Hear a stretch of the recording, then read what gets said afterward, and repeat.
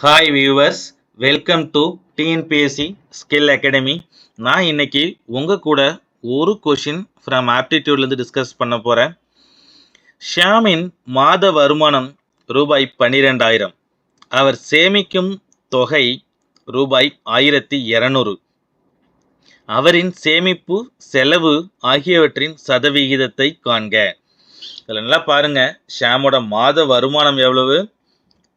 12,000. ஷியாமின் மாத வருமானம் 12,000.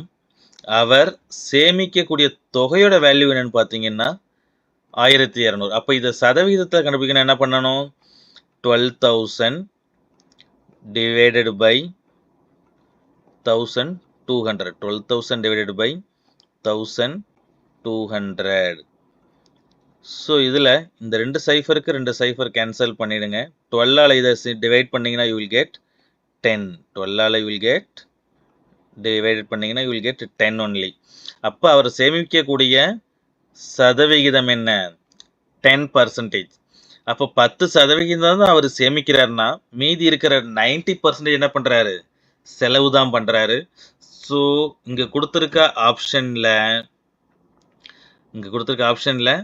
கரெக்டான ஆன்சர் என்னன்னு பார்த்தீங்கன்னா ஆப்ஷன் பி.